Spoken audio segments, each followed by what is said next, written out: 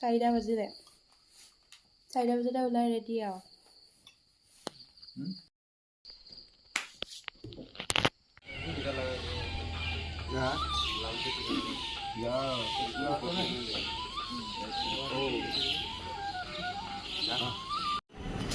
ভালুকপুং তাতে আমি পাছ বনাবৰ কাৰণে দি পেলাই বহিলোঁ